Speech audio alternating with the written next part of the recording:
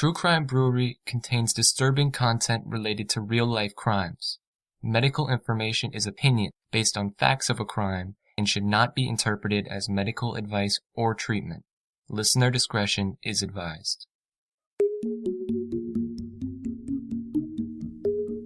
Police say a woman opened fire during a biology faculty meeting at the University of Alabama's Huntsville campus Friday. 3 people were killed, 3 others were injured. Sometime shortly before 4 p.m., a call was made from the Shelby Center for Science and Technology to the Huntsville Police Department. University Police, Huntsville Police Department responded, secured the building, and they found the victims. Officials say the suspected shooter was caught and arrested outside the Shelby Center, a science building. Local media are reporting that the shooter was a faculty member. All 3 of those killed and 2 of the injured were faculty members. The 3rd injured person was a staff member. They say Amy Bishop had the ultimate grudge to bear against her fellow professors and began shooting them one by one. Welcome to True Crime Brewery. I'm Jill. And I'm Dick. When you think of a mass shooter, you don't envision someone like Amy Bishop, 45 years old, female, Harvard-educated, biology professor, and mother of 4. Amy Bishop would seem an unlikely killer. It was 3 p.m. on February 12, 2010, and 13 professors and staff members from the University of Alabama Biology Department met in a 3rd-floor conference room. Plant biologist Gopi Podila passed out the printed agenda and sat beside Amy Bishop. Amy had a handgun in her purse. Amy was normally quite vocal in these meetings, but that day she was silent and brooding. She shot 6 of her coworkers, killing 3, before she washed up and called her husband for a ride home. The police would arrive before he did. But Amy's homicidal rampage did not come out of nowhere. Investigations into her background would reveal a troubled person with a history of violence and a probable cover-up in her hometown in Massachusetts. Today, in A Shooting in Alabama, we'll delve into the life of a killer, atypical but just as devious and dangerous as any other. At how many points in her life could she have been thwarted, and why wasn't she? I have a beer that actually comes from a brewery in Huntsville, where Amy was employed at the University of Alabama, Huntsville. Perfect. So the beer is called Illudium, and it's brewed by Straight to Ale in Huntsville. It's an English old ale, and these are beers that in the olden days were transferred into vats to age, hence the name old ale. They tend to be maltier, somewhat fruity, and the alcohol content can vary quite a bit. This particular one's 11.5%. So it's up there. This is a sipping beer. It's a murky brown color with a small head. It's not particularly attractive when you look at it. Nice aroma. You got some grapes and some alcohol. The grapes are apparent in the taste as a cognac. Very, very nice. Followed by some maple. And then there's a little leather and toffee. Just a wonderful beer. Nice to sip. Warms you as you sip it. Great one to drink. So let's take it down to the quiet end, and maybe we'll share with people. I don't know. Well, let's see how it goes. We are friendly, so we might share. We possibly could. And this is a good beer for this kind of day. You know, it's kind of cool, or at least what passes for cool here. Yes. There's a nice fire going in the fireplace. Everyone's kind of comfy. Good beer for this type of setting. All right, let's open it. Okay.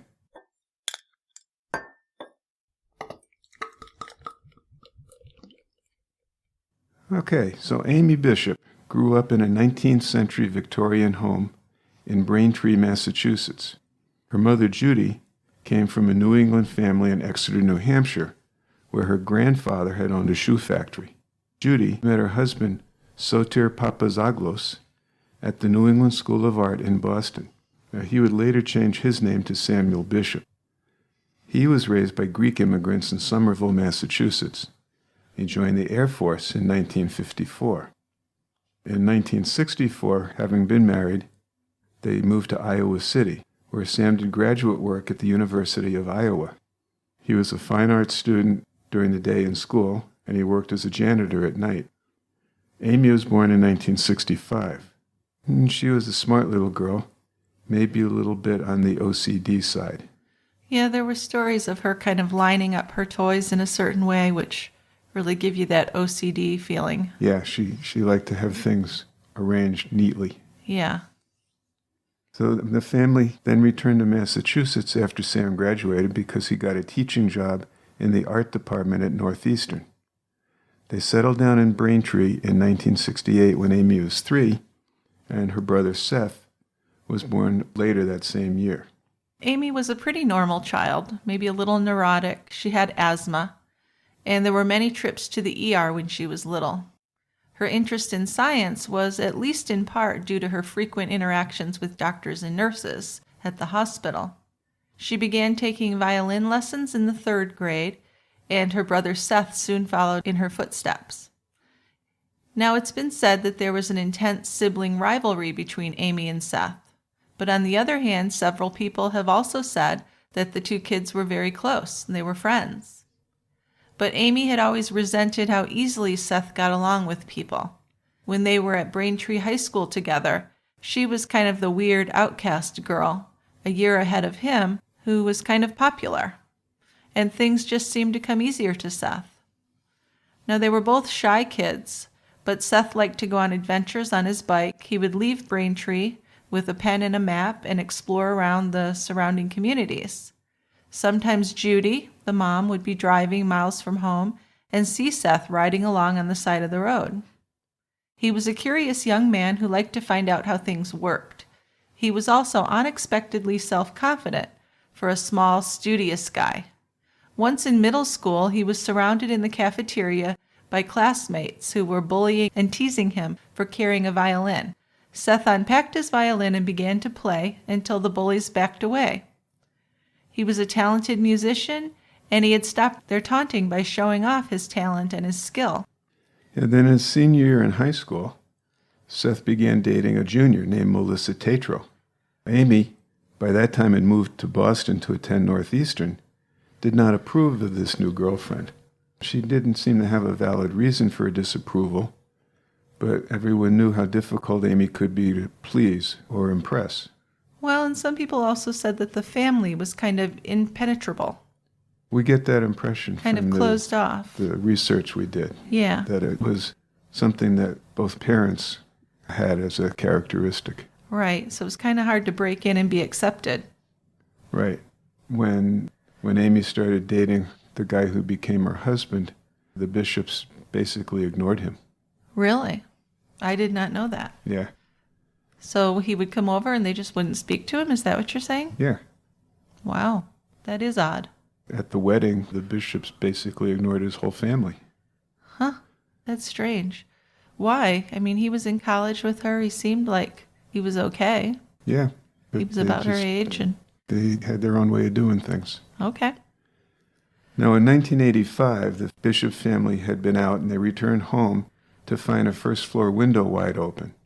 The house had been broken into. So Judy's wedding ring, pair of silver cups, and some other valuables had been taken. Judy wrote a letter to the local paper pleading for the return of the items, which held sentimental value. They never did get returned. Sam went out and bought a 12-gauge shotgun. Judy and Amy objected to having a gun in the house, but Sam insisted on keeping it, unloaded anyway, in his bedroom closet, and he kept a box of shells on his bedroom dresser. So he was ready for when those people broke in again. Now, maybe it's just me. That would make me feel less safe.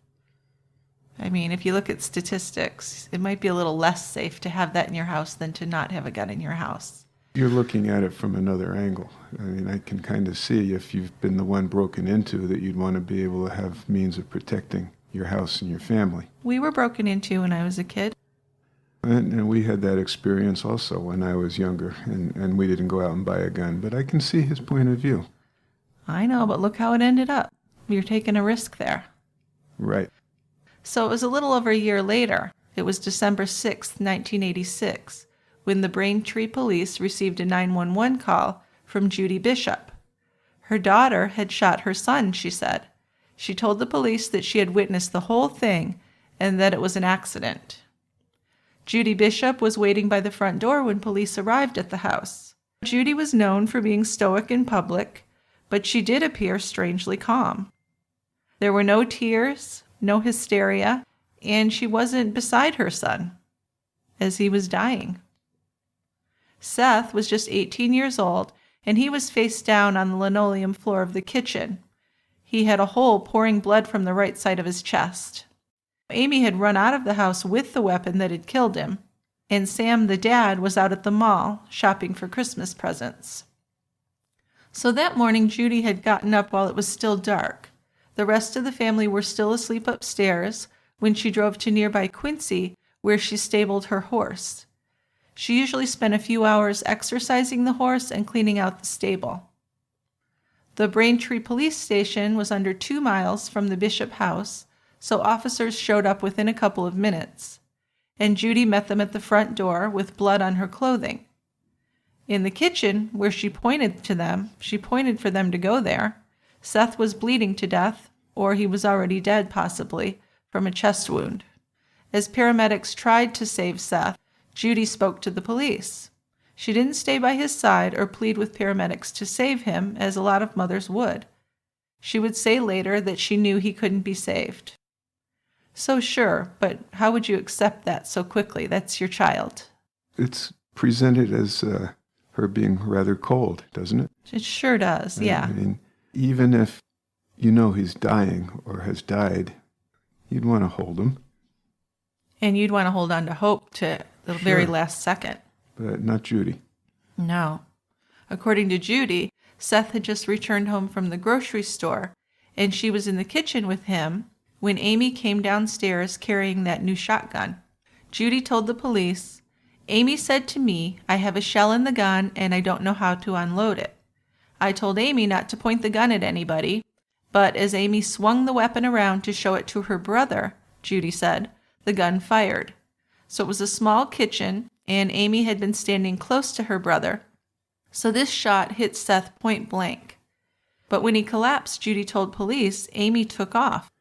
Yeah, so she showed up at a local body shop around 2:30 in the afternoon. Todd Pettigrew and his co-worker, Jeff Doyle, were in the shop when they heard a loud banging at the back door. So Pettigrew swung open the door, and his chest bumped right into the end of the pump-action shotgun. So Amy's holding it up, aimed right at him. Jeff Doyle stood next to him. So for a minute, they thought it was a holdup, because these two guys had recently robbed an ATM, and they had $25,000 stashed inside the shop. It's a strange coincidence. Isn't it? Mm-hmm. So they're thinking that Amy might have been after the money. Well, yeah, because they were feeling very paranoid anyway. Well, yeah, they got this haul, and they're trying to get it divided up and stuff. And boom, here's the door banged open, and there's this woman pointing the shotgun at him. Sure. I'd be rather paranoid. Yeah. So Amy had on a blue winter coat with gray sweatpants and white sneakers, but no socks. She seemed pretty calm for someone who had just shot her own brother, although they obviously didn't know that she had done that. But she didn't seem terribly excited or stressed. No, she's a lot like her mom, I guess. So and she had dry eyes, and she was staring at the men. She said, "Put your hands up. I need a car." And she was looking around nervously, according to these guys, but kept a steady grip on the gun. "Give me your keys. I just got in a fight with my husband, and he's trying to hurt me. I have to get out of here. He's going to kill me. You have to give me a car," she said. So already her story's a little different than what actually happened. A little different? It's a totally different story than reality. Totally. So the two guys ran away and they hid. The police had already been called, it would turn out, because Amy had tried to carjack a driver before she ran into these guys. But the driver took off, raced to her nearby home, and called 911. And it would turn out there was more than one person that she tried to carjack that day. So at 2:22, the Braintree police officers were rushing toward the scene. This was before the call came in from Judy Bishop about the shooting. These were other people that Amy had tried to carjack and threaten. Right, right.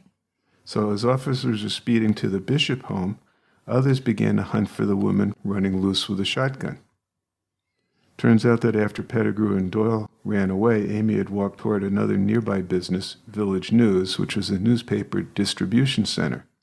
She was weaving through parked cars in the lot with a shotgun held against her chest, just like cradling a baby. And onlookers said that she looked dazed. Yeah, Tim Green, who was only 17, was working loading newspapers onto a truck. He turned around, and Amy had the gun pointed directly at him. "Do you have a car?" she asked, and in a panic, Tim yelled inside to the other kids that were working there, "Hey, this girl needs a car." And the only response he got from one of the kids was, "No fucking way." Not a chance. Yep, so these co-workers were all crouched behind stacks of newspapers. She's threatening all these people's lives. Pointing the gun at him. Yeah, you don't do that. So a Boston Globe truck pulled into the lot just as Braintree police cruisers did. Tim and his co-workers shouted out, "She's right there, she has a gun." Braintree police officer Ron Solimene was... Solimene. Braintree police officer Ron Solimene was the first to spot Amy Bishop out of the corner of his eye as she was making her way toward the trucks. So the officer exited his cruiser and made his way toward her with his gun drawn, held in his right hand down by his holster. And as he approached Amy, she just stared at him, and she refused to lower her gun. She kept both her hands on the shotgun as he was talking to her and trying to convince her to drop the gun. So he ordered her to drop it, but she just stared at him. Then he tried softening his tone and said, "Look, hon, why don't you put that down and come with me over to the cruiser? We can straighten this all out." If this was somebody else, I don't think they'd be treated this way. She's lucky she wasn't shot dead right on sight. I mean, the officers had the right then to shoot her. Absolutely. Yeah. Yeah, she wouldn't put the gun down. That's true. But she's, dare I say, Caucasian woman. No, I mean, I think you have to, because there's no other way to look at it, really. I'm not going to get into the whole thing, but we know that she was treated with kid gloves. Right from the start. Yeah. So just at that exact time, another Braintree police officer arrived. Officer Murphy moved slowly from the other side of the building so Amy wouldn't see him. And Solimene did see him, and he tried to keep Amy's eyes on himself. So Murphy jumped up on the back of a news truck, tried to see which would be the most successful way to grab the shotgun from her without it going off. So he jumped from the back of the truck to about 5 feet behind her, pulled out his gun, pointed it at the back of her head. "Drop it," he told her. But Amy didn't move. After a third and final command, Murphy moved in behind her and grabbed the end of the shotgun. She loosened her grip, and the weapon fell to the ground, and Murphy grabbed the gun as Solimene held Amy's wrists. Gun was loaded. Murphy patted Amy down and found another shotgun shell in her pocket. So this is all very damning, and at this point in the story, we're thinking this girl's going to do some time. She just shot and killed her brother, and she's pointed the weapon at other people. And fleeing is always seen as a sign of guilt. Wouldn't you think she'd be facing charges? I would. So Judy Bishop had enough pull, though, in Braintree to help her daughter. She was actually kind of powerful in the local political scene. Judy served on the town committee, which was an elective legislative panel of 240 people who had control over how the town spent its money. So that could give you some power. And that included how much money was funneled into the police department. Yeah, I can sort of see that, but this is a huge panel. It was, but So- she was kind of a leader type. Yeah, She was outspoken. So I think it's significant. could be. And more significant, maybe, is that she was also very close to the police chief, John Polio. I think that's much more significant. There were actually some rumors that she and Polio were having an affair. So she put a call into the chief before the ambulance had even arrived to pick up Seth. What do you think of that? Well, I think that she and Polio were probably intimate. The stuff we've read states that he was a womanizer. And then he had a few affairs. And there was an implication, not as strongly stated as with Polio, but there's an intimation that Judy was also popular with some people. With Put it men? there. With men. And she was reasonably attractive, more so than her daughter. I really haven't seen any pictures of her, but that's what I've read in different people's Yeah, statements. that's the description. Yeah. That she was kind of a babe. Yeah. So I think that the rumors of the affair are probably true, and that's what helped get Amy released. So 2:45, Officer Solimini drove Amy to the Braintree police station, her in handcuffs. Amy volunteered that she'd had an argument with her father prior to the shooting. Now, Solimini didn't ask her to elaborate on this statement. He wanted to get her into a booking room for an interrogation. Now, he was pretty shaken up himself, just realizing how close he had come to being shot, and she's holding this gun. Yeah, he's not a big city SWAT man or something, This is an unusual experience for him in Braintree. Oh, yeah. But he did read her Miranda rights, and she said that she had been alone in the house, and after her mother had left for the stables, her father and brother had each gone out separately. So she stated that she loaded the shotgun because she had been worried about robbers coming back to the house. She said that Seth had taught her how to load the weapon, but not how to unload it. So she had loaded several shells into the gun, but as she was trying to figure out how to remove them, she accidentally fired a shot, shattering a mirror and blowing a hole in her bedroom wall. When she heard Seth come home, she went downstairs and asked him to help her unload it, and as she turned, the shotgun went off.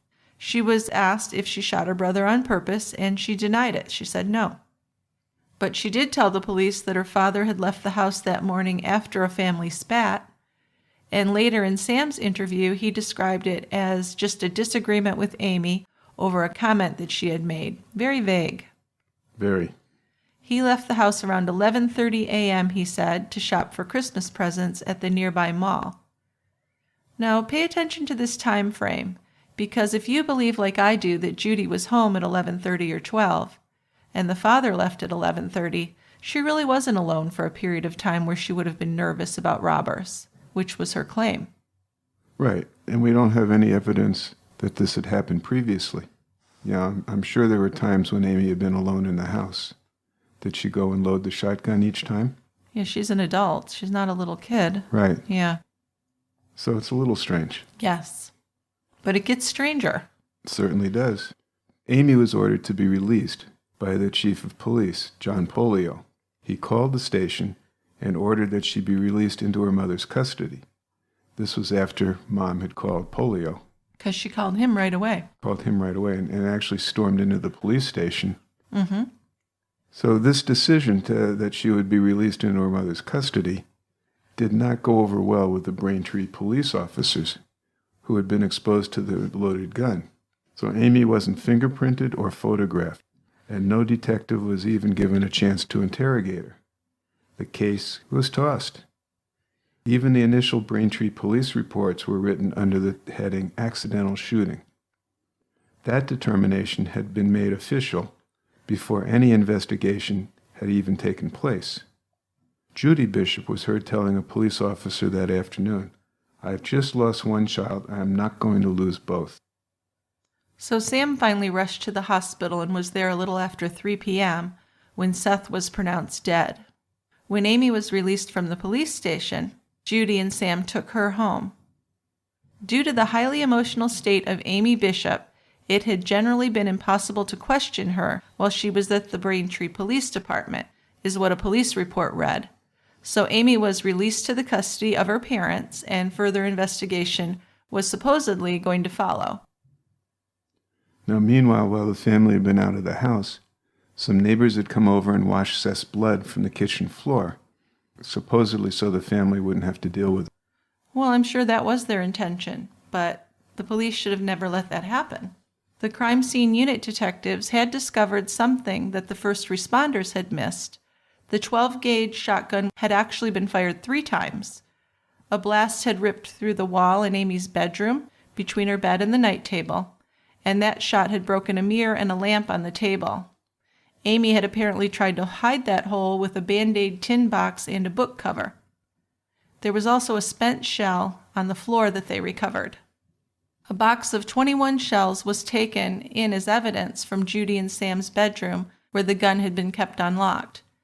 The police had inexplicably vacated the crime scene and left it in the care of a neighbor, according to one of the police reports. When it came to this shooting, nothing was really making sense, including the way that the reports were written. that state police said there wasn't any need for a trooper to respond, and the fact that Amy Bishop was allowed to go home that very night. Yeah, it's all very suspicious. It's terrible. So Seth Bishop's initial cause of death was due to a ruptured aorta from the gunshot wound. It's not a good blood vessel to rupture. No, you have to be immediately doing surgery to have any chance. Because you'll bleed out. Boom. Yes. So at 7 p.m. that day, an autopsy was performed in the presence of a Braintree police detective. And the autopsy concluded that Seth Bishop had been shot from very close range and that the shot ripped from the front to the back. He had obviously lost too much blood to have survived. And the coroner made his ruling. Cause of death was accidental pending police investigation, which went along with the police reports. Every one of the reports to that point listed under the title, Incident Accidental Shooting. Okay, so let's review. Okay. 3 shots from a shotgun were fired in a suburban home by a disturbed woman who then attempted to carjack several people. There were 3 bullet holes, 1 hidden in her bedroom, 1 in the ceiling of the kitchen, and 1 in her younger brother's chest. Still, the incident was described as accidental without any investigation. Right, and the other thing about this is that this shotgun is a Mossberg shotgun. That's the maker. And you need to have a fair amount of pull on the trigger to get it to fire. So the likelihood of it being fired accidentally is pretty small. You really need to exert some pressure to make it go off. Plus, you have to click it or whatever to get the next shell in. So if you've accidentally shot it once, there's not another one ready to shoot unless you do it on purpose. No, you have to rack it. Right, that's the word. And that it ejects the spent shell case and puts another bullet ready to fire. So she did that at least twice. So we've seen that in the movies, right? With Arnold Schwarzenegger or somebody strolling around, firing the gun, racking it, and firing again. Well, recently we've seen that in A Quiet Place and Bird Box, too. Right. It does make people look badass when they do that. Sure does. But the point is that this is not a gun that gets accidentally fired, which is what the Bishops were claiming, that it just went off. Without even a finger on the trigger. Right. Yeah. Well, also, Amy was released after her mother demanded it, and the chief agreed. According to the detective who was trying to interview Amy with her consent, Judy stormed right into the booking room. And she said, "Amy, shut up right now. Don't say another word. We are getting out of here. You are coming home with me. She's not answering any more questions. She's coming home with me. She's leaving here tonight." So she was boss lady. And she shouldn't have been. The police knew that Judy had some political pull, but no one had ever stormed into a booking room before. And this woman, her daughter Amy, had shot someone dead, then tried to carjack people. But probably most appalling, she'd pointed a loaded shotgun at Braintree police officers. And yet she still got to walk out of the station without even having a mugshot taken. So the cops believed that Polio was either crazy or corrupt. Or a little of both. Sometimes these things are a combination. So Norfolk County District Attorney Bill Delahunt would make the ultimate decision in the case. Now, Delahunt had experienced investigators from the Massachusetts State Police working for him, and one of these troopers was Detective Brian Howe. Howe was the trooper on call that December night, and he would later say that an officer called him and said, "Brian, we have an 18-year-old dead here in Braintree. Looks like an accidental shooting. We can take care of the reports. I think we got this one." Wow, that was an unusual move. It was. The district attorney would make the final decision on whether or not a homicide had been committed in the Bishop's kitchen. Some Braintree cops felt Howe should have showed up regardless of what the small-town cops were telling him. According to later testimony, phone calls were exchanged between Chief Polio and the prosecutors in Norfolk County, and Brian Howe was told that there was no need to interrupt his Saturday. In light of the nature of the crime, accidental, Howe was told he would not be responding to the secured crime scene, which, let's remember, it was only secured by a neighbor that was cleaning up the blood.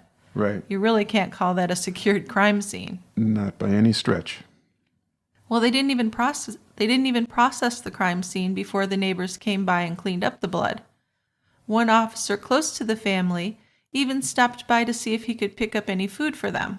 The press was kept away from the story, and the bigger papers, the Boston Globe and the Boston Herald, never reported this death at all. Braintree Police Detective Michael Carey, his boss, Captain Theodore Bucher, and State Police Trooper Brian Howe did not visit the Bishop home until December 17th, and that's 11 days after Seth was killed. So those 11 days would have given the Bishops plenty of time to get their story straight. They all said that their house was very soundproof, and that was their explanation for why the first shotgun blast that Amy fired in her bedroom wasn't heard by Judy. Well, but that's a mistake anyway. This is an old home.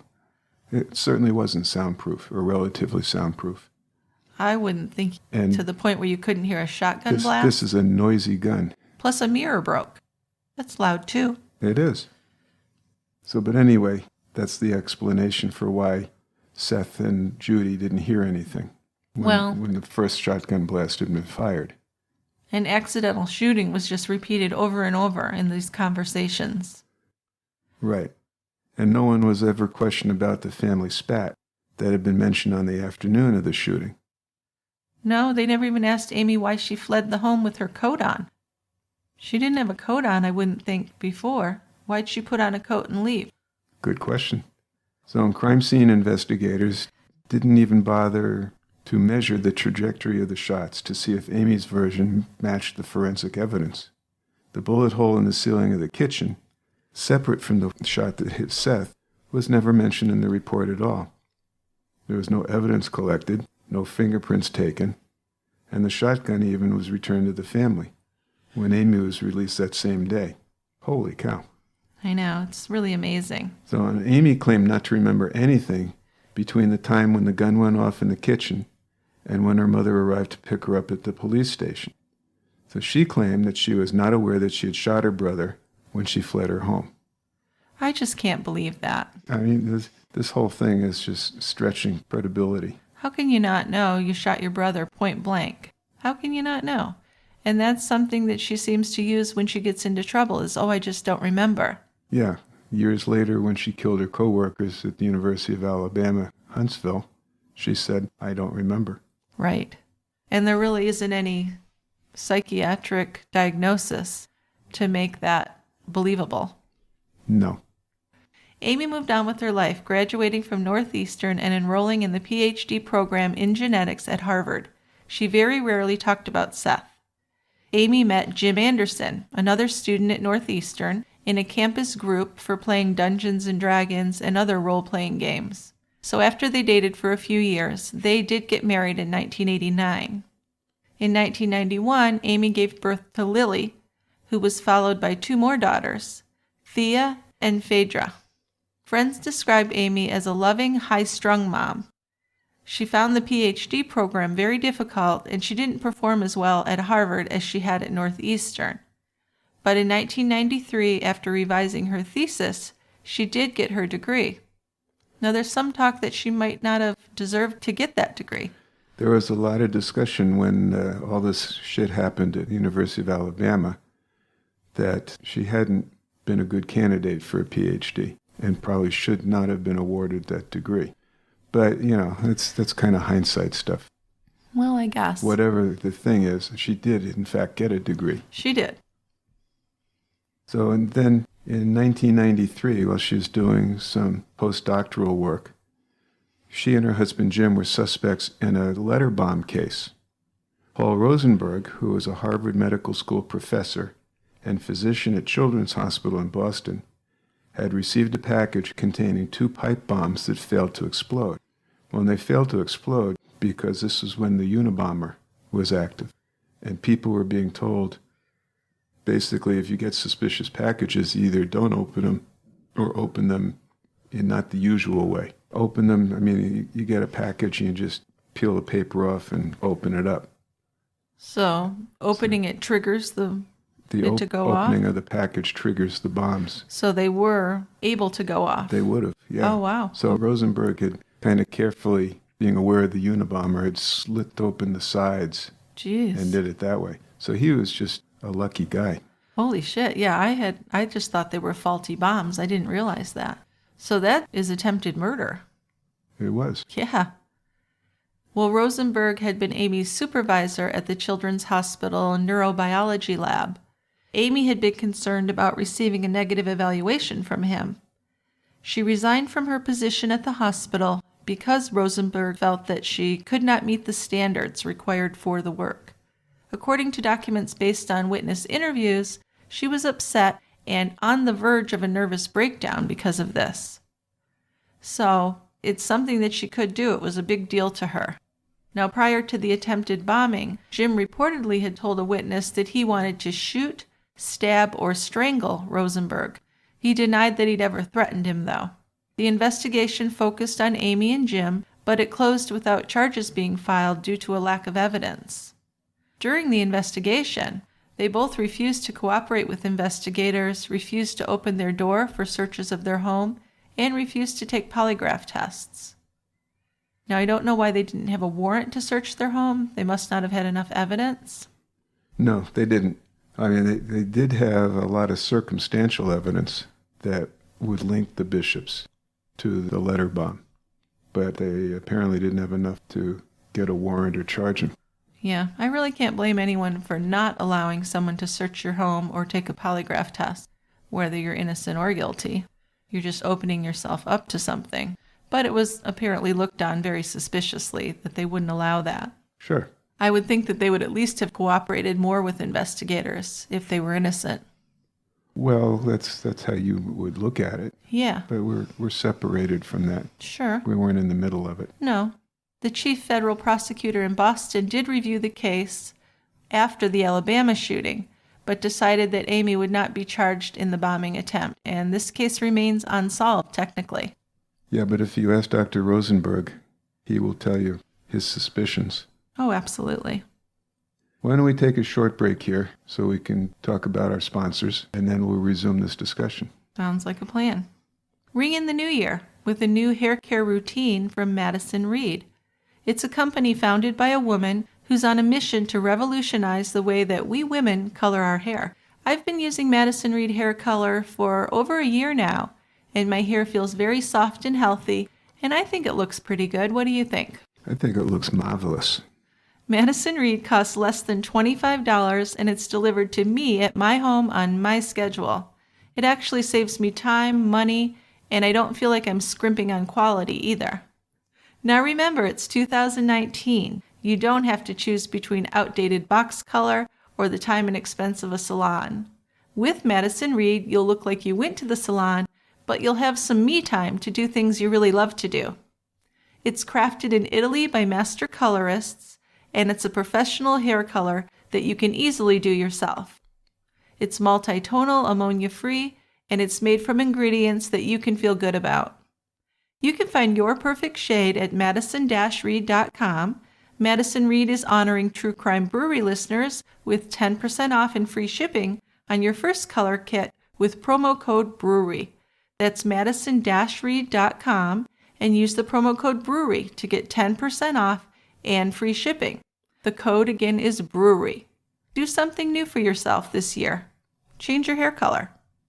Today's episode is also sponsored by ADT. ADT can design and install a smart home just for you, backed by 24/7 protection. This gives you a new smart home at your service that is customized for your individual lifestyle. With a secure ADT smart home, you can set up custom automations unique to your home to automatically do things like lock the doors, set the thermostat when you leave. You can even close the garage door from pretty much anywhere. What I really appreciate is that I can turn on the outdoor lights from wherever I am to make the house look occupied when we're away. And it's all controlled from my ADT app or from the sound of our voices. Again, with ADT 24/7 protection. Also, ADT does the installation and the configuration of your system, so no worries there either. Amen. So ADT can set up your home with multiple smart home devices and security features like indoor and outdoor cameras, locks, lights, and garage door control. even video doorbells. Visit adt.com/smart to learn more about how ADT can design and install a secure smart home just for you. That's adt.com/smart. So let's move ahead to 2001. Amy had a baby boy, and she named him Seth. Most of her colleagues weren't aware of the significance of that name. One friend would recall that she knew her when she was pregnant, but nothing was ever mentioned about Seth. She said, imagine having a whole conversation about baby names. Meanwhile, Amy was sidestepping the fact that she was going to name her baby after her brother, who she had killed. Amy's son Seth was born on what would have been her brother's 33rd birthday as well. So that's kind of odd. Strange coincidence. Creepy odd. Well, she couldn't have planned it that way, I don't think, unless No, it was a but scheduled C-section. I mean, geez. So, and Amy also fancied herself a novelist. Did you know that? Well, I knew she was in a writer's group. Now, she ended up writing 3 novels, none of which were ever published. Like Amy, the book's protagonists were of Greek heritage, dreamt of careers in science, and were haunted by the death of a child they once knew. For several of Amy's characters, procreation offered symbolic redemption. Well, yeah, and that would be said about her having 4 children. It was kind of like creating life because she'd taken life. Right. Plus, she had 3 daughters, and they really wanted a son. Oh. So she got pregnant again. Kind of trying to replace her brother almost. It's almost, odd. Yeah. Yeah. It was a Saturday morning in 2002 when Amy, Jim, and their kids went for breakfast at a crowded IHOP restaurant in Peabody, Massachusetts. When they requested a booster seat for Seth, a waitress told them that the last one had just been given to another family. And this is when Amy became very angry and kind of went into a rage. She went to the table of the other family, which was just a woman and her kids, and she shrieked, "I am Dr. Amy Bishop," over and over. A manager asked Amy to leave the restaurant, and she did, but this was only after she went back to the woman with the booster seat and hit her on the head pretty hard. Amy was arrested, but again the charges were dropped. Yeah, and that's an interesting episode. This gives you some look into her persona. Well, and people would say she was under a lot of stress, but nobody does that. Yeah, well, I mean, they kept saying that. Yeah. And I know, I mean, she got her doctorate and ended up doing a fair amount of postdoctoral studies before she got hired by the University of Alabama. So, I would imagine there's a lot of pressure. Once you finished your degree, you want to get hired by a university, if you're pursuing that track, and get a tenure track so you can have a less stressful life. Yeah. Well, and it's significant that Amy was pretty much the sole breadwinner in this family. Jim had never gone on for his advanced degree, and he worked only sporadically, often in laboratory jobs that he got with Amy's help. In one of her novels, Easter in Boston, the protagonist, Elizabeth, is married to Jack, a computer programmer who can't hold a job and ends up working at a Radio Shack. She describes him in the book as ambition-challenged and a flaccid, bed-loving loser. Amy once told one of her Alabama colleagues that her husband Jim was just too smart to work. Now, I'm thinking that probably had kind of a sarcastic tilt to it. I'm not sure. I think that's kind of autobiographical. Oh, well, that for sure. But I mean, her comment on him being too smart to work sounds like it probably had some sarcasm to it. Absolutely. Yeah. So, I mean, that adds to her pressure that she's the breadwinner. She has 4 little kids and a husband that maybe wasn't a lot of help around the house either. Oh, Some men are like that. I know you're not, but there are men like that. He probably wasn't. Now, she finally did get hired at the University of Alabama in Huntsville in 2003. This is 10 years after she received her PhD. It's a while. It's quite some time. So she accepted a tenure track position, tenure, if I'm sounding like 10-year. Oh. I'm saying tenure. Okay. Tenure is important. It means lifetime job security. If you get tenured, you're in. You're hired for life, basically. You can kind of do whatever you want. If you have tenure. You can go on sabbaticals. You can teach what you want. Yeah. Kind of a strange thing because they don't have that in other professions. Nope. So the residents of the street where they lived fondly remember the day the family left. They were happy because while the kids weren't bad, Amy was universally disliked. And I mean universally. And I couldn't find any reference to anybody in that neighborhood that liked her. No, she was difficult to get along with in that neighborhood. So as their U-Haul pulled away, the neighbors came out of their houses and began to cheer. And one of the kids yelled out, "Ding dong, the witch is dead." And then everybody started singing this song from The Wizard of Oz. And one family suggested that they have a pizza party to celebrate the bishop's departure. So it's funny, but it's also sad, especially for Amy's kids. Hopefully they didn't hear it. Well, no, but the overall feeling about her mom had to be known to the older kids at least. Oh, yeah. So the University of Alabama, Huntsville, college administrators were really excited to have a scientist with a Harvard degree. So they were so excited, in fact, they never bothered to verify the information on her CV. A lot of it, yeah. A lot of it was inaccurate. Inaccurate, that's a nice way of putting it. She lied. She claimed that she had worked in a lab run by researcher Bruce Temple for 3 years. She had actually only been there for a year.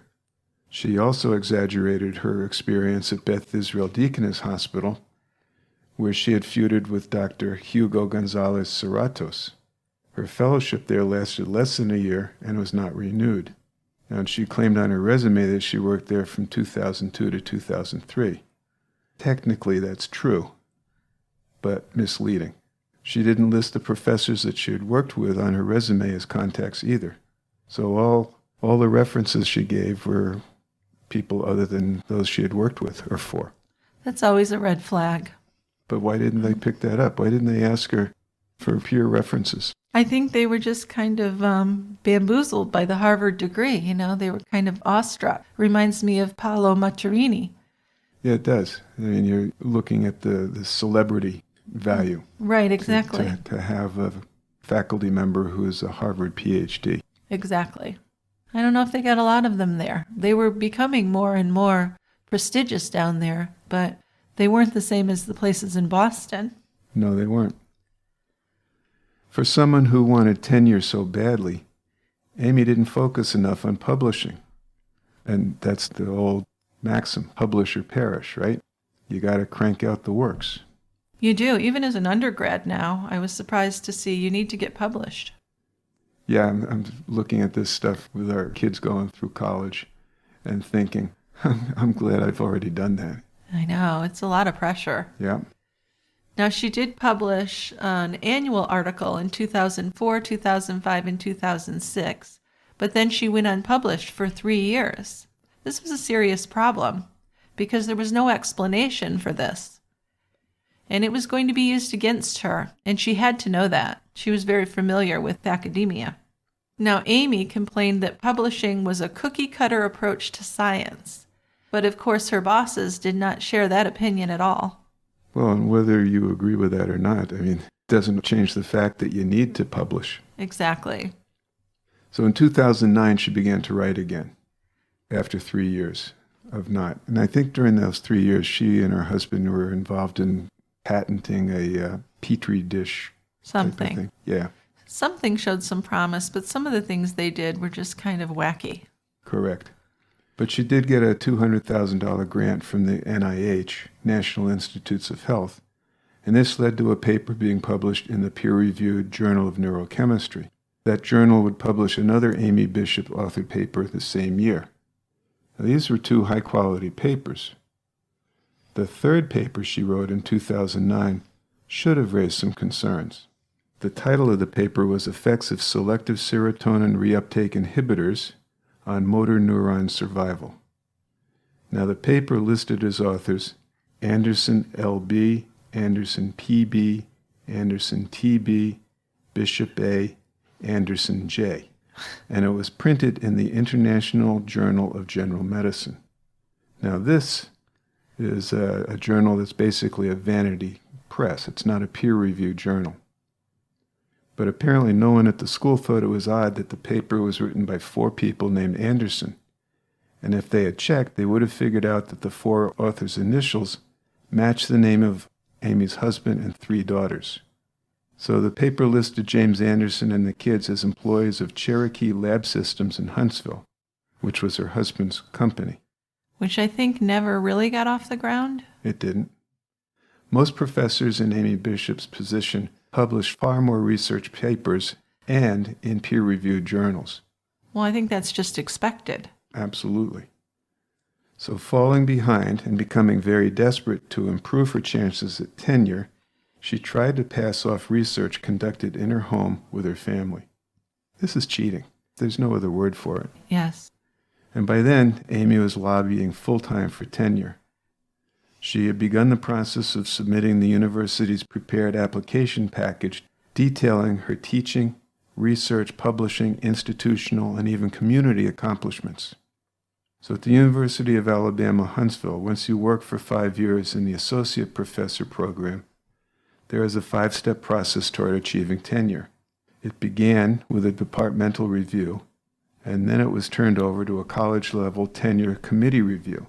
From there, it went to a university review board, and finally, the provost. So if a tenure-track professor was not granted tenure after 6 years, the university is going to let the professor go. So you lose your job. You lose your job.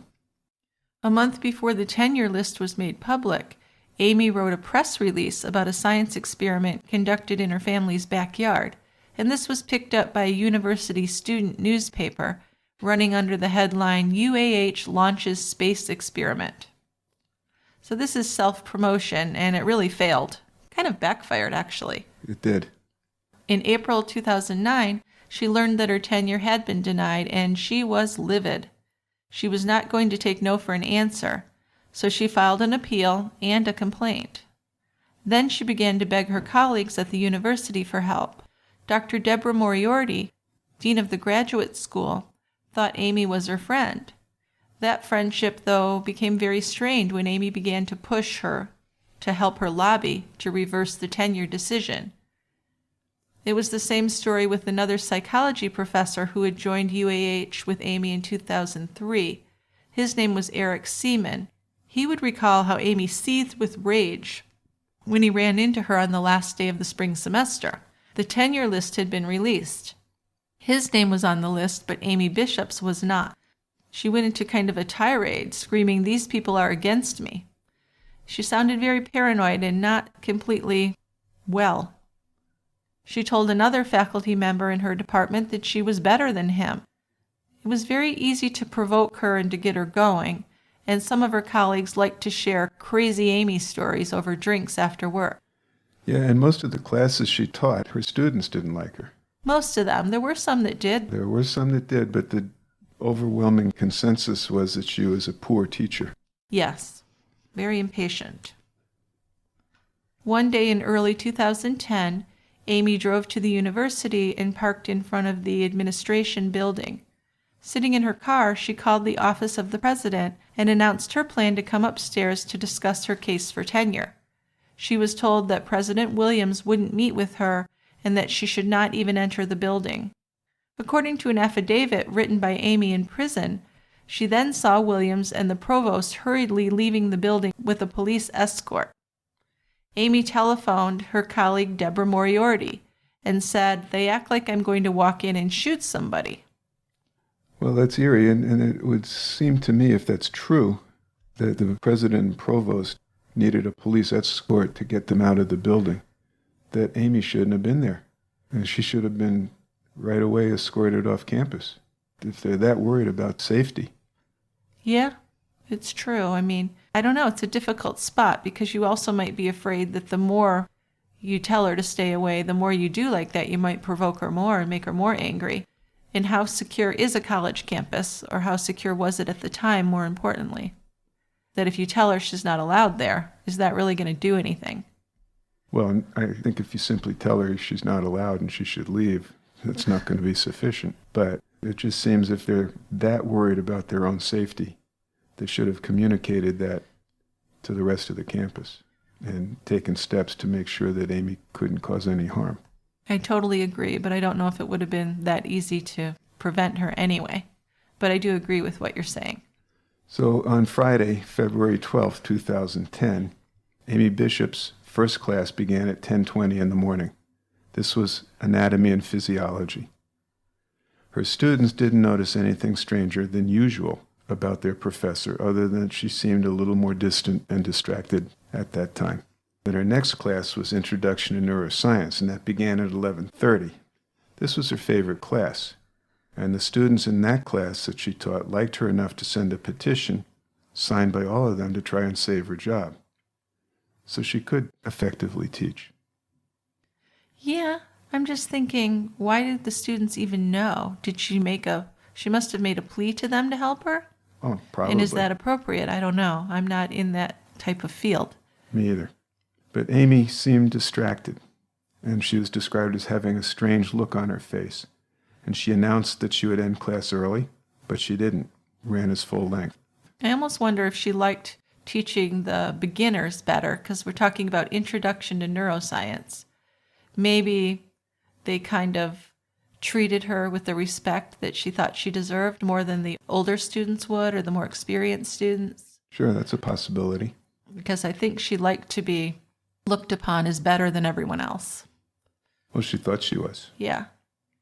She attended a biology department faculty meeting that afternoon, which was held on the third floor of the Shelby Center for Science and Technology, which houses the UA Huntsville Biology and Mathematics departments. She sat quietly at the meeting for 30 or 40 minutes before she pulled out a 9mm handgun just before 4 p.m., and that's according to a faculty member. Joseph Ng, an associate professor who witnessed the shooting, said, "She got up suddenly, took out a gun, and started shooting at each one of us. She started with the woman closest to her, then went right down the row, shooting each of her targets in the head. Quite methodical." According to Deborah Moriarty, who attended the meeting and survived, this wasn't a random shooting around the room. This was execution style. Those who were shot were on one side of the oval table that was used during the meeting, and the 5 people on the other side, including Ng, immediately dropped to the floor. After Amy had fired several rounds, Moriarty said that Amy pointed the gun at her and pulled the trigger, but there was only a click, so her gun either jammed or ran out of ammunition. Deborah described Amy as initially appearing angry, and then, following the apparent weapon malfunction, she looked perplexed. Ng said Deborah then attempted to stop Amy by approaching her and asking her to stop, and then helped the other survivors push Amy out of the room, and then they blocked the door. But if she still had bullets, she probably could have shot them through the door. I don't know what the door was made of. Yeah, maybe she wasn't thinking about that. But this Deborah was quite brave. A lot of people called her a hero. I mean, she grabbed at Amy and tried to get her out of there. Yeah? Realizing that the gun could go off any time. She did. And Amy would have killed her. She would have. So the murder weapon that was used was a 9mm handgun, and it was found in a bathroom on the 2nd floor of the building. So Amy didn't have a permit to carry a concealed weapon, and she was arrested a few minutes later outside of the building. Shortly after her arrest, she was quoted as saying, "It didn't happen, there's no way." When asked about the deaths of her colleagues, she said, "There's no way, they're still alive." So what do you think? Do you think that that is acting so she can use an insanity defense later? Well, I think she's using that, but there could be a possibility. I mean, she's just been through a pretty traumatic event, and maybe she has temporary amnesia. Temporary. I mean, it was definitely planned. Yeah. She didn't just have that gun in her purse for no reason. No, she didn't. So let's talk a little bit about her victims. Okay, 3 were killed. The murder victims were Gopi Podila, Adriel Johnson, and Maria Ragland Davis.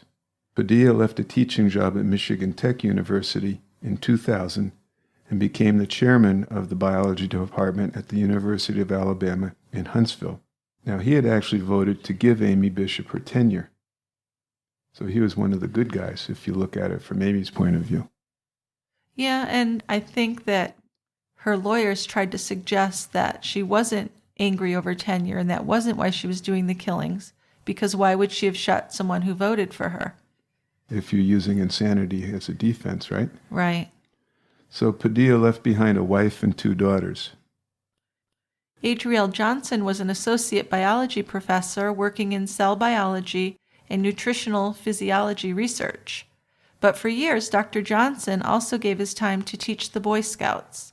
He had 2 sons, and he volunteered with their troop.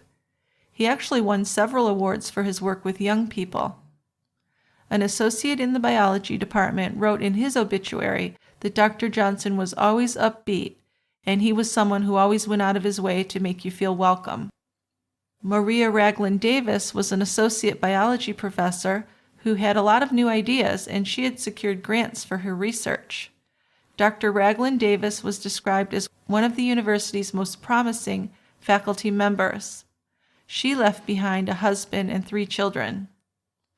So these people that she killed were good people who were contributing positively to society. Just regular people. Oh, yeah. Maybe a little more productive than I am, I'd say. Well, Achievers. They're achievers. They were achievers. they were. I mean, I think when she was shooting, she was just going to walk down one side of the table and back up the other side. Well, at least Shooting point people. that way, yeah. I think it was very planned out. Yeah. So it wasn't that those were specifically fingered by her. It just happened that in her mind, this was how she was going to do the shooting, and they were the ones that were right there in the way. Well, and I would argue she was probably angry with everyone because Sure. they weren't working as hard as she would want to save her and Yeah. get her tenure and help her. I think so. So emergency workers raced into the conference room, and it was just covered with blood. Deborah Moriarty was crying as she described how meticulously Amy was shooting. Everyone mentioned the look on Amy's face as she was shooting, how her face was fixed with rage. And she seemed to know how to handle the gun very well, and she certainly knew enough to hide it. Well, that's another thing that would go against insanity, is she went and hid that gun and took off her bloody jacket, right? Right. So police soon learned that after the massacre, she'd run down a flight of stairs and into a second-floor ladies' bathroom. And in the bathroom, she stashed the gun in a trash can under the blood-soaked plaid jacket that she had worn to class that day. Then she crumpled paper towels and threw them on top. And then she calmly walked into a classroom and asked to borrow someone's cell phone. Yeah, that makes it seem very Doesn't it? cold indeed. So Sean Tate, one of the students, gave her his phone. They hadn't heard the gunshots above them. Amy called her husband and said, "I'm done. Pick me up." So it's 4 o'clock, a little after. Police radios continued to broadcast to Bolo, be on the lookout for female shooter Dr. Amy Bishop. Campus police were racing around the campus and gave orders to student and faculty. There were at least 7,500 people on campus, and they didn't want any of them to confront the gunwoman, who was at large. The names of the wounded were not immediately released to the public, but students would learn that Dr. Joseph Leahy, professor of microbiology, was actually in critical condition. So was Stephanie Montecchiolo, a staff assistant, described as the department den mother, who nurtured both staff and students. Dr. Luis Cruz Vera survived a gunshot wound to his chest, but he was conscious and coherent, and he was described as being very angry. Well, yeah, he just got shot Yeah, but anger isn't always your first by reaction. a colleague. Yeah, true. So police interviewed Amy's husband, Jim, after it had been determined that she had called him, and he denied any knowledge of a plan to shoot her co-workers, and he wasn't charged with the crime. But a neighbor revealed later that he had seen the couple leaving their home with duffel bags on the Friday morning prior to the shooting. Amy had borrowed the gun she used in the shooting, and Jim admitted that he had taken her to an indoor shooting range prior to the killings. So what's that all about? Yeah, I'm not sure if I trust that guy. I don't. I mean, if he was part of this bombing plot, I am convinced he was part of that bombing plot. Yeah, and he was with her all the time, and he knew what she was thinking and feeling, because she was very verbal about her feelings. yep, So I kind of feel like he got away with something here. I do too.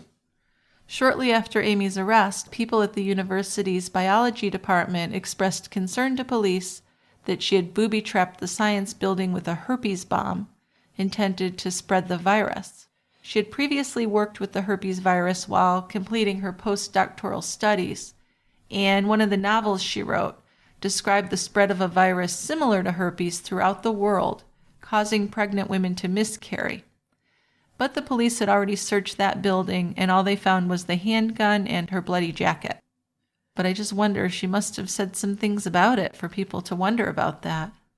Would think. So police obtained a warrant within hours of the shooting. They seized Amy Bishop's computer at work. They searched the family home.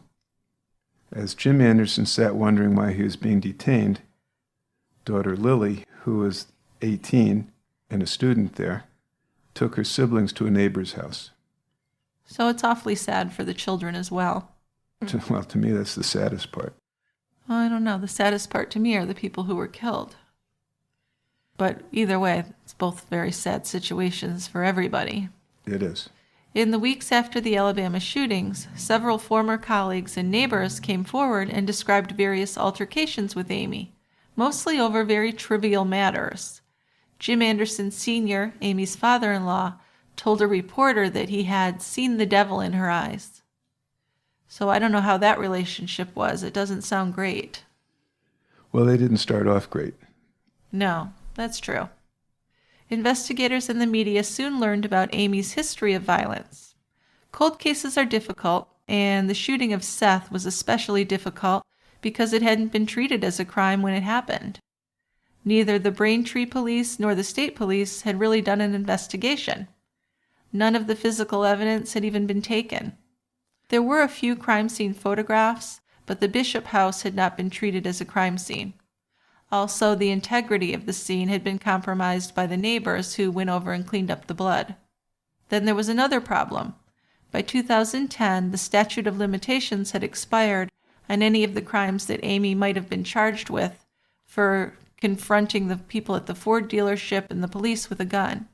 So the only crime that had no statute of limitations was murder, of course. But prosecutors would have to prove that she intentionally killed her brother, with really no physical evidence. Yeah, nothing had been gathered. In one of the pictures taken in her bedroom, there was a copy of a National Enquirer that was seen on the floor, and someone in the DA's office ordered that issue from the Library of Congress. And investigators saw that a lot of it was devoted to the murder of the parents of Patrick Duffy, who was an actor on the TV show Dallas. 2 young assailants had killed his parents in a Montana bar that they owned, and they'd used a shotgun and fled the scene, using the same gun to try and steal a getaway car. So investigators wondered if Amy had maybe read that article and kind of seen it as a how-to guide. William Keating, who was the DA at the time, suggested that the photograph could be used to prove her intent to kill Seth. That's kind of a long shot, too. It sure is. I mean, yeah, on the one hand, you can look at that and say, well, that kind of inspired her. But who knows? I mean, that could be totally coincidental. Oh, yeah, it could. In April 2010, investigators opened an inquest into Seth's death. 20 witnesses appeared in court in Quincy, Massachusetts. Tom Pettigrew, one of the mechanics who'd seen Amy at the Dinger Ford dealership, described her as holding the shotgun and telling him to hold his hands up. Yeah, and Officer Solomini recalled how strange it was to hear Judy Bishop ask for Chief Polio by his first name. He said, "I'd never heard anyone call him John." Kenneth Brady, who was a sergeant in the station that day, testified that he too had heard Judy ask for the chief. James Sullivan, the lieutenant who questioned Amy, said that he had actually written the words murder and assault with a dangerous weapon on the charging sheet. But because the officers were later instructed to release Amy, she is never charged with those crimes. Well, according to Sullivan, his interrogation of Amy came to an abrupt halt when Judy Bishop entered that room. One of the captains on duty told him that Judy had spoken to Chief Polio and explained that the shooting had been an accident, and Polio decided he believed her and that was good enough for him. Sullivan remembered complaining to the captain, "If we let every person go because their mother didn't think they committed a crime, there's no point in arresting anyone." That's true. But he was told that Polio had ordered the release and that he had to obey that order. And then Sam Bishop took the stand, and he denied that the spat he'd had with Amy had been serious. The robbery of their home in the summer of 1985 had been very traumatic for Amy, and that was why she took out the gun and loaded it. But if there were real interrogations done, they would have had to say what this fight was about and kind of get into the details and get to what's going on in this family. Sure. But that was never really done. And Judy denied having any sort of relationship with Chief John Polio. She denied that she had asked for him at the station. And Polio and his wife Ginny testified that they too said that Judy and the chief had not been close. I think Ginny would be the last one to know No kidding. if they'd been close, right? Isn't that what they say? The wife's the last one to know. And here's just one little tidbit. Ginny was his secretary at the police station. Right. And he dumped his wife and married Ginny. So he's kind of got a pattern of womanizing. I think so. After the inquest, the case was referred to a grand jury, and in June 2010, Amy was indicted for the first-degree murder of her brother. Sam and Judy released a statement. "We cannot explain or even understand what happened in Alabama," they wrote. "However, we know that what happened 23 years ago to our son Seth was an accident." And to me, this is just kind of a matter of convincing themselves, because to believe otherwise, they couldn't live with that. You're right. It's just a way to cope. But the fact that everyone else went along with it is the shocking part. I almost can't blame the parents, but I can certainly blame the police chief. Yeah. It's easy in hindsight to say this, but I mean that case was never investigated the way it should have been. I would think any accidental shooting would be investigated to make sure it's accidental. Yeah. I mean, that's right. just common sense, I would think. Seems to me. And this isn't a super long time ago. It's the 80s. Yeah. Yeah. So it's not like it's the 1800s. Right. And we're in a populous place. It's not like there's a small town of 2,000 people or something like that. This is big time suburb Boston. Yeah. Don't see why it wasn't investigated. But they did after the shooting in Alabama. Right. So 2 days after the Massachusetts indictment was announced, Amy popped the blade out of a safety razor and slashed her wrists in her jail cell. Now she collapsed, but survived only because a prison guard discovered her before she bled to death. Now, there were some rumors, maybe more than rumors, about her attempting suicide when she was younger as well, but the parents denying it and not getting her any therapy. I think her father actually admitted that she tried to hurt herself, but then Judy chimed in and said that was an accident. So Judy's good at denial. Amy's attorney spent 18 months preparing an insanity defense for her, and she had asked for the death penalty. The alternative would probably be life without parole, and Amy told a friend that she didn't want to spend the rest of her life in a tiny little box. But then Sam and Judy persuaded Amy that even if she wanted to be executed, it could be decades before her execution would be carried out. So she entered a plea of not guilty by reason of insanity, and the defense hired a series of very prominent psychiatrists to evaluate Amy. But this was never an easy case to make. Juries in Alabama especially have shown a dislike for the insanity defense. Well, I wouldn't say just Alabama. I think most juries don't really go for the insanity defense. Sure, but it was noteworthy that Alabama had showed that in several cases. Right. Yeah. Amy was being treated with an antipsychotic medication called Haldol, and she believes that she has paranoid schizophrenia. But there was never a definitive diagnosis arrived at, despite these psychiatrists that evaluated her. So it was going to be difficult to convince a jury or a judge that Amy had delusions. She had, for the most part, lived a pretty well-adjusted life. Had a PhD, raised 4 kids, taught at the university level.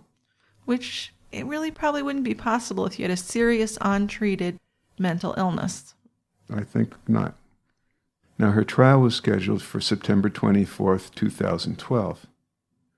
2 weeks before, her attorney went to the prosecution asking for the possibility of a deal. So Amy was going to be willing to plead guilty to capital murder in exchange for an agreement by prosecutors that they would not seek the death penalty. Psychiatric tests had proven inconclusive, and the defense had no satisfying evidence that Bishop was insane. So the prosecutors agreed to the deal. When it was time for her to plead guilty, the courtroom was full of onlookers. But Amy had asked her family not to come. So she's led in, everyone's craning their necks to catch a glimpse of her. She wore a red jumpsuit and flip-flops with white socks. Well, in a lot of the pictures, she's wearing a bulletproof vest as well. Yeah, well, at least when she's outdoors, right? Yeah.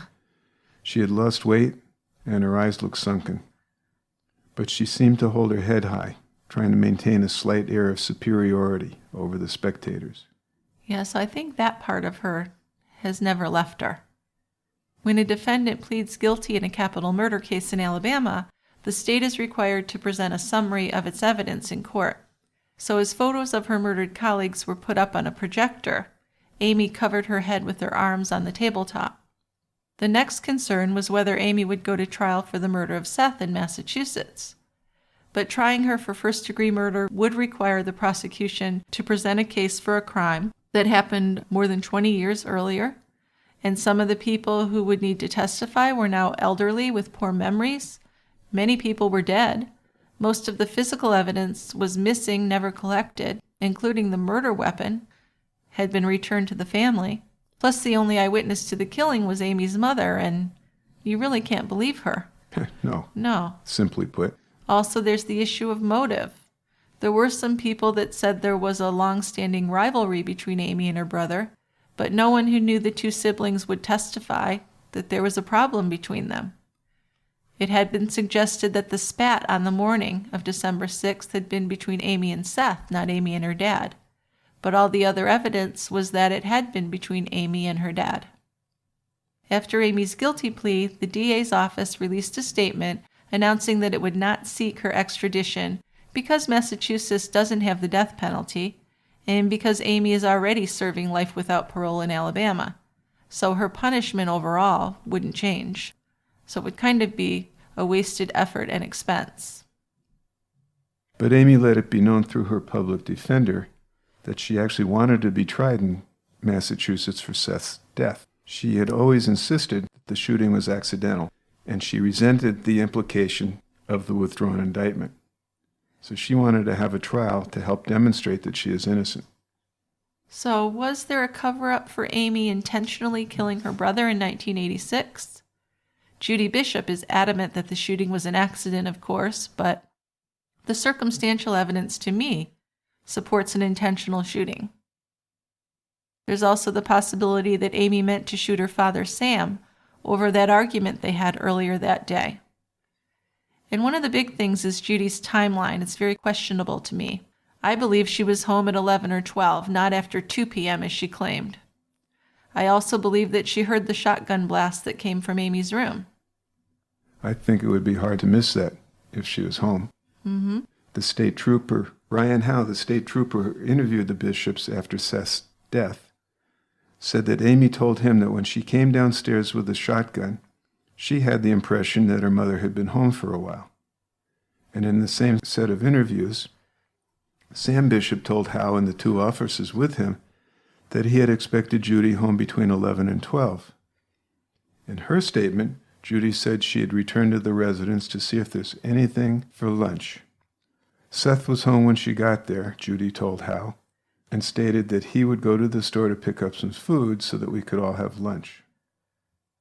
So that contradicts what she said about arriving home and Seth pulled in right behind her a little after 2. So they kind of arrived at the same time. So according to this account, which was delivered not that long after the shooting, she came home not after Seth returned from the grocery store, but before he'd left. So there's a good reason that Sam and Judy Bishop would lie about this timeline because, in their story, the whole reason Amy took out the shotgun in the first place is because she'd been home alone for several hours and she was afraid and decided to learn how to shoot the gun on the spur of the moment. Another thing, Amy claimed that the shotgun was on her bed when it went off in her bedroom. Her mother, Judy, said that the shotgun accidentally went off when Amy turned and bumped into her brother in their small kitchen.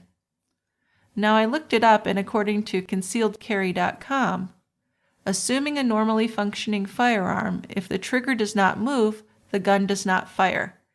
Guns that are just sitting there and not acted on by serious external forces do not go off by themselves. The reasons for this involve how ammunition works, as well as the firearm. So I know nothing about guns. This is very basic to me. Well, you would think that guns just don't fire randomly. I would hope right? not. You have to have pressure on the trigger. Yes. To varying degrees. And some triggers don't require much at all, the so-called hair trigger, and others require a fair amount of force. I think I read 5 pounds of force. That's what they said about this particular brand of shotgun. Which seems fairly significant. Yeah. Yeah. So after pleading guilty in September 2012 and waiving her right to appeal, she did actually file an appeal in February 2013. So the appeal stated that she had not been informed of her rights she would be waiving by pleading guilty, and she was not correctly informed of the minimum range of punishment, and the circuit court failed to explain that she could withdraw her plea. Now, later that year, the Court of Criminal Appeals of Alabama rejected that appeal. They stated that Bishop failed to challenge the validity of her guilty pleas in the circuit court and did not file either a motion to withdraw her pleas or a motion for a new trial. The families of the shooting victims claim that Amy had amassed a documented record of mental instability at the school that officials should have acted on in order to prevent these shootings. The lawsuits referred to a life safety policy which mandates that staff members experiencing emotional, mental, or psychological instability be referred to police, who will in turn work with counseling professionals in order to protect the lives and safety of persons on campus. Yeah, I was talking about that. Yeah, you touched upon that. Yep. The university provost was aware that Bishop fell into that category, the lawsuits alleged, especially after she was denied tenure in 2009, and that's when she began exhibiting threatening behavior towards several colleagues. The lawsuits claim that students and colleagues reported several instances of Amy's unsettling behavior, among them a student petition seeking to have her removed, and a dean who said he actively avoided her after the tenure decision because she was harassing and hounding him.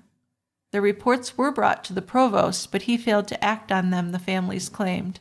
The lawsuit also alleged that, had the university followed these regulations, it would have discovered that she had been investigated in the 1986 shooting of her brother, as well as the 1993 attempted bombing of a colleague at Harvard University.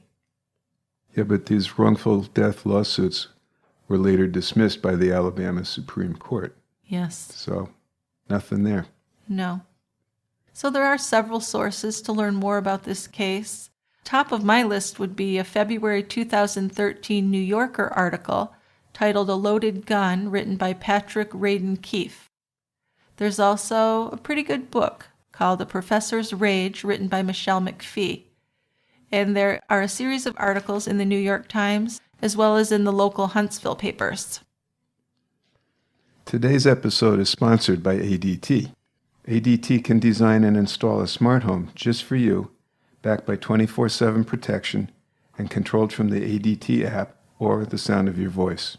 Use your ADT app to monitor your cameras or video doorbell, and you can check on your home from virtually anywhere.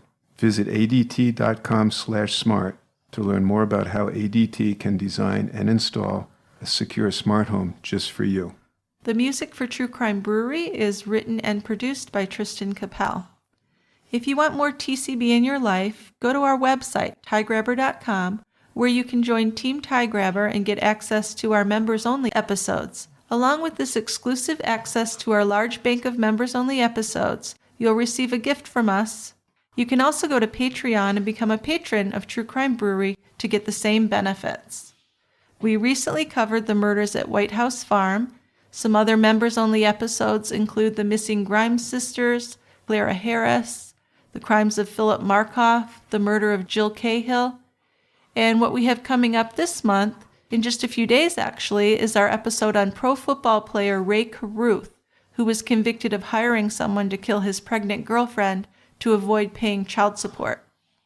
Some other ways for you to show your support for True Crime Brewery are following us on Twitter, on Instagram, and on Facebook. You can also join our True Crime Brewery fan discussions group on Facebook too, and get into some conversations about past cases or any crime topic.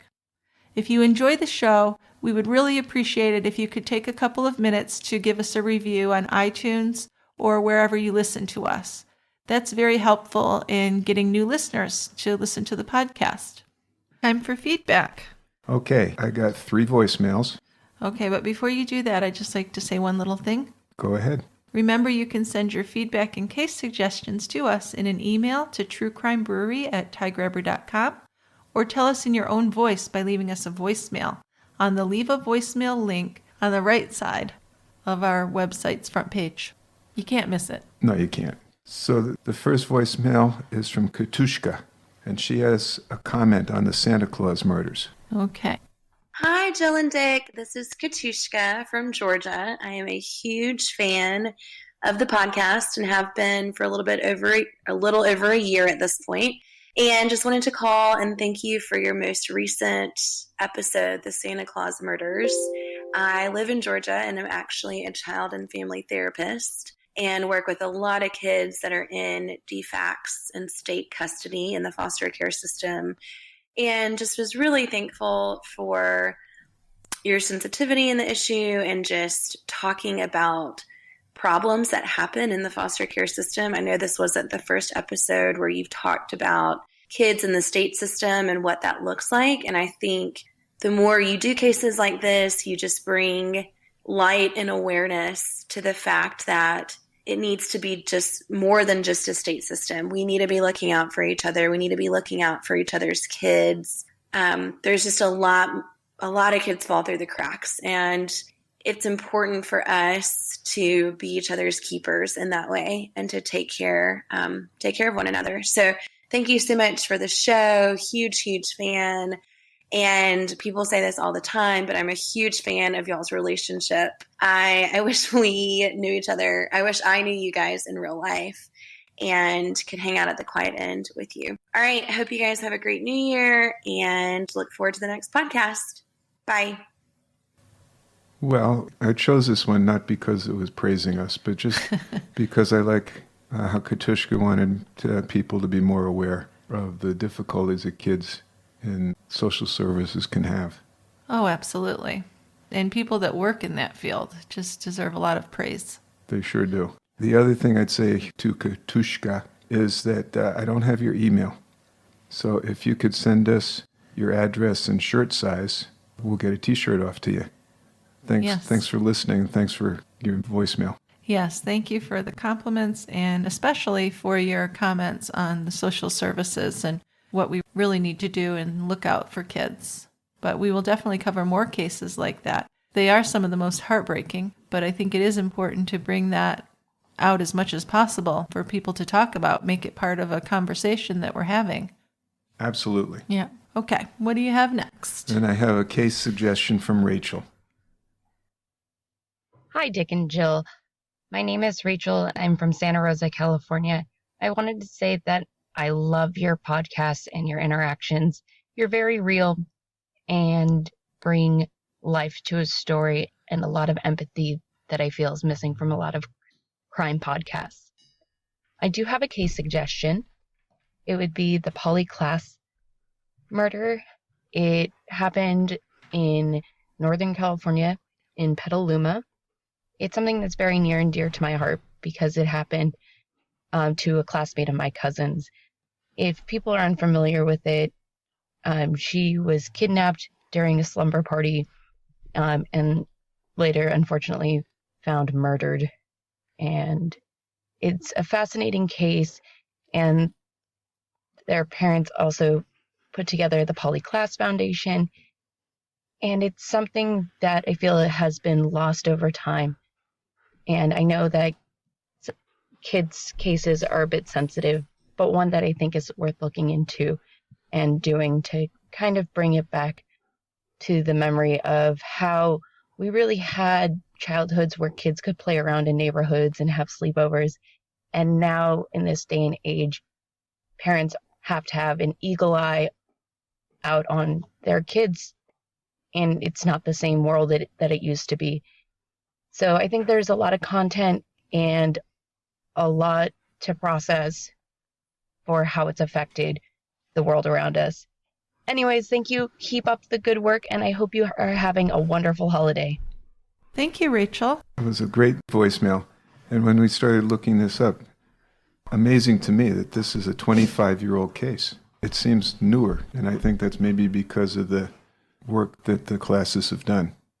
Well, they absolutely have done a good job keeping Polly's name out there and keeping the whole cause out there for everybody. It actually happened on October 1st, 1993. Polly was 11, and she had a couple of friends over for a sleepover at her mom's house. Around 10:30, she opened her bedroom door to go get some sleeping bags and saw a man with a knife. He tied up the girls and told Polly's friends to count to 1,000 and then left with Polly. For the next 2 months, about 4,000 people helped search for her. TV shows like 2020 and America's Most Wanted covered the kidnapping. But at the time, Davis was a wanted man. The California Highway Patrol had issued an all-points bulletin for a violation of parole for a previous crime, and any police officer encountering him was supposed to arrest him on that charge. During the search, police officers found him in a nearby rural area where his Ford Pinto was stuck in the mud. But unaware of the APB, the local police let him go without calling his driver's license into their dispatcher, which would have resulted in his arrest. So it's believed that he drove to an isolated spot where he killed Polly and buried her in a shallow grave. The end of November, police arrested him for a violation of parole during routine patrol, and the arresting officer recognized him from police sketches. As his palm print had been found in the Klass bedroom, he was charged with the crime, and 4 days later, he led police to her body.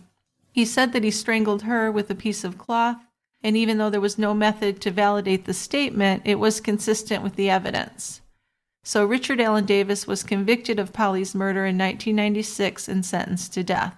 The thing I remember is his formal sentencing, where he read a statement claiming that Polly had said to him, "Just don't do me like my dad," just before he killed her, implying that her father was a child molester. So, of course, this is a horrible, cruel thing that he said, and Mark Klass reacted by shouting, "Burn in hell, Davis, fuck you." Then he lunged at the defendant, but he was restrained. Polly's father, Mark, became a child advocate, as you said, and established Klass Kids Foundation. And he's made himself available to parents of kidnapped children for years. He's been on TV frequently. He's been on Larry King Live, CNN Headline News, and our favorite, Nancy Grace. Yeah, well, he has. He's been out there. He's been really working to keep both her name in the public's mind and to help parents and families of other kids who've gone missing. So it's a case that is probably well worth covering. I think so. Again, it's a pretty famous case, but it'd be worthwhile doing it. Particularly that discussion. I mean, I wasn't aware that there was an APB out on him at the local rural police department. Wasn't aware of. It sounds kind of strange if you have an all-points bulletin that all points don't get it. So I think that'd be worthwhile doing. I think so. It's also, I think it was a significant case in developing the 3 strikes you're out law. Yeah, he had been arrested several times before. Okay, one more voicemail from Melissa, and these are a couple questions for us. Okay. Hi, this is Melissa from New Jersey, longtime Patreon supporter. Look forward to every Tuesday to hear you guys talk about true crime. I love the rapport you have between each other. It seems like you have a great relationship. I am calling on the last day of December because I'm hoping to proudly wear one of your T-shirts.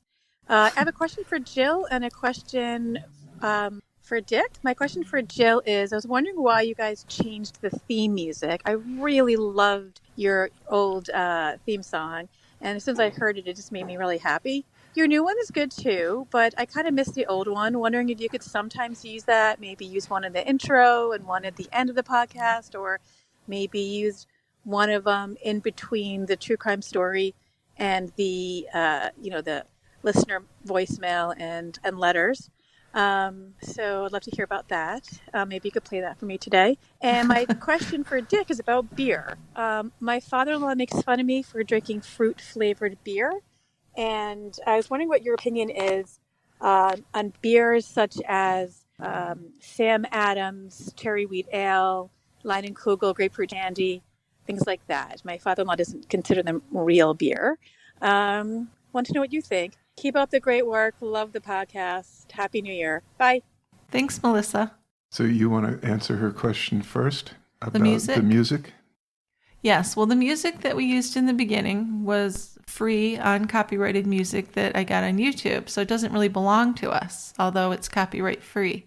So I wanted to have some original music written for us, which our nephew Tristan did, and that's our new music. And which I love our new music, but I do kind of miss the original music. It has that nostalgic feel also. But I do think it's important to use original music made for us. So Right. I don't know and if this- I'll ever use the other music. Sorry. This was written specifically for us. Yes. So And the other music is great, but it wasn't written for us. Maybe I could play it on some members-only episodes since she's a member. okay. Yeah. And then in regard to the beer question, I'm kind of with her father-in-law, not being a big fan of fruit and beers, although I wouldn't go so far as to say they're not really beer. They still are. And if you like to drink Sam Adams cherry wheat or shock top or whatever, there's areas you can go from there. For instance, with hops, you can have all sorts of fruit tastes, fruit aromas and fruit tastes.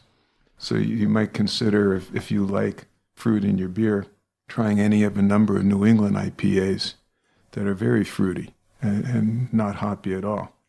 So it might expand your horizons that way. Well, what's the difference between like a blueberry beer? Like Sea Dog has a blueberry beer, right? Right. So what's the difference between that and one of your fancy beers where you say, oh, there's a hint of blueberry and it follows the nose? What's the difference? Well, the only difference is that those beers are not labeled as blueberry beers. It's the hops that give you the flavor. Okay. It's not like I'm dumping a bunch of blueberries into an ale and saying it's a blueberry beer. Okay. Okay, it's more subtle. But I'm not the biggest fan of fruit in the beer, but I've drunk more than my share of them. So it's a gateway beer. It could be. It could be. You drink what you enjoy. Yeah, And, I know. you like sours, so you drink mostly sours. You'll try other beers from time to time, but you're a sour girl. Yeah. And I'm more of a dark winter beer, a stout, porter, that type of beer person. So you try different ones. I think the big thing is to keep your options open, be willing to try other styles. But you're not above teasing people for drinking some of these fruit-labeled beers. Well, I think I am. I think you've done it. Oh, okay. I think you've made fun of plenty a person for that. I might have. Okay. But that was a great voicemail. Thanks, Melissa. Yeah, thank you, Melissa. And thanks for supporting us also. That's wonderful. So we got some emails. Okay. And the first one is from Cindy, and she has a case suggestion. Cindy wrote, I read the book Love, Daddy, and it is about Christian Longo, who murdered his family. Also, there's some conflict during his life as he and his parents joined the Jehovah's Witness denomination. First of all, he committed a sin before marriage, which prevented him being married in their kingdom hall. This would be a great case to cover due to the fact of this religious denomination. I don't remember if I mentioned this case to you before. Of course, Cindy has written to us many times, and I don't think she has mentioned that case. Are you familiar with it, Dick? I don't think so, because I would have remembered the Jehovah's connection. Yeah. So, yeah, I think it'd be a very good case to cover. All right. Well, we have a few notes here on Christian Longo. He was from Ypsilanti, Michigan, and he married Mary Jane Baker at age 19, and they had 3 children. He and his family often had financial problems due to his reckless spending habits. He was a wanted man in connection with the murder of Mary Jane and their 3 children. After the body of his 4-year-old son Zachary was found on December 19, 2001, divers located the body of his 3-year-old daughter Sadie, and Mary Jane and their 2-year-old daughter Madison were found 5 days later, dead as well. After he fled the United States, he was recognized in Cancun in December 2001 at a hotel, and the next day in Oregon a federal arrest warrant was issued. They charged him with multiple counts of aggravated murder and unlawful flight. He left the hotel on January 7th and was captured 6 days later without incident in the small town of Tulum, Quintana Roo, about 80 miles south of Cancun. He was taken into U.S. custody at the George Bush Airport, and he was sentenced to death in 2003. Years later, he admitted to being a narcissist in a letter that he wrote to a Portland, Oregon television station. He wrote that he eventually began studying what a psychologist said and came to terms with it, almost totally agreeing that he was right. His conclusion was the narcissistic personality disorder, which he called compensatory. When in Mexico, Longo used the name Michael Finkel, and the former New York Times reporter who later chronicled his experiences in his memoir, True Story, was later adapted into a 2015 film. So this is a case that is very interesting, and I think I'm going to buy the book and read it and see what we think. It looked interesting, didn't it? Yeah, definitely. I have no idea what happened, the specifics, but it's a horrible story. There must be a lot going on behind the scenes there. Oh, I'm sure. I'd love to look into that. Okay, we'll do that. Okay. So then we have an email from Tiffany with her comment on Bridge of Sorrows. So Tiffany says, I'm a fan, frequent writer, and a clinical psychologist from Australia. I specialize in PTSD and have done many years of research into past and current methods of recovery. There is a long and exceedingly checkered history of psychological psychiatric treatments that is frequently unforgivable, from inappropriate behavior, non-consenting chemical and mechanical interventions, right through to this sort of diabolical practitioner-client rape. And that's one of the possibilities in the episode, that the surviving child, Becky, was victimized by her psychiatrist. Right, yes, that's true. Just terrible. Tiffany goes on to say, cutting to the chase, I am not a big fan of group therapy and am a strong advocate of Bessel van der Kolk's neurobiological approach to PTSD recovery. It pains me that this poor woman who took steps to get psychological help was virtually pushed off the ledge by all the stuff that happened after the initial act. Keep 'em rolling, guys. The only thing I just wanted to mention about Bessel van der Kolk, he's a psychiatrist in Boston University School of Medicine, and he conducted the first studies on the effects of SSRIs on PTSD, and he was a member of the first neuroimaging team to investigate how trauma changes brain processes, and he did the first research linking BPD, bipolar disorder, and deliberate self-injury to trauma and neglect in early childhood. Much of his research has focused on how trauma has a different impact at different stages of development, and that disruptions in caregiving systems have additional deleterious effects that need to be addressed for effective intervention. Good letter. Thank you, Tiffany. And one final comment from Tristan 3D. He's commenting on Trigger Happy, which was the shooting of Jordan Davis. Yes, he's the young man who was shot outside of a convenience store because the man in the car next to him felt like the music was too loud that he and his friends were playing. Right. So Tristan writes, yes, the parking lot issue was one of the main questions. Why did he pick this spot? So he's saying, why did the shooter pick the spot next to the car with the loud music? Maybe he didn't hear the music that he deemed loud, which is actually a matter of opinion to a certain extent, beforehand, but as soon as he heard it and was annoyed by it, he had some options. Asking for bringing the volume down without intent for confrontation, backing out into another parking space, ignoring it until his fiancée finished her shopping, and then just drive away. Hey, there's an idea. Going inside the station and away from the noise. Those are just the few options off the top of my head, and there are probably more. Any other option, other than shooting at a truckload of teenagers, would have been a better option. But he chose to confront them, and he did not back down. He did not anticipate, as I would have, that telling teenagers what to do would likely result in getting smack-talked back at him. After shooting at Davis, whom he claimed to be a threat to him, he shot more rounds into a car that was already in the process of driving away from him, the assailant with the gun. This is no self-defense, especially because the threat he claimed to have perceived was shot down by him already. Shooting more rounds only accounts for Dunn being extremely angry at the teenagers in the car for talking back to him. Angry enough that he wanted to murder them, all of them. So in conclusion, I believe he wanted the confrontation. He probably thought he didn't have to take anything from anybody, because he had a gun. And the stand your ground law of Florida, as murky as it is, doesn't make such situations any easier because the gunman always believes he just needs to claim self-defense and may walk free in return. Pulling the trigger makes this so much easier for them. I think that's the end of it, or maybe it got cut off. Sorry. No, that's the end. Okay. So this is kind of what your opinion was, Dick. Well, yeah, I put this on because Tristan's conclusion was that the guy wanted a confrontation, and that's what I think. He drove into that parking lot, that mini-mart parking lot, with the hopes that he could take out his anger at somebody. Yeah, well, he had been at his son's wedding, and he and his son didn't really get along, right? This was an estranged son. They hadn't spoken for some time. So he's at the wedding. They actually left before or during the reception. They didn't stay for the whole thing.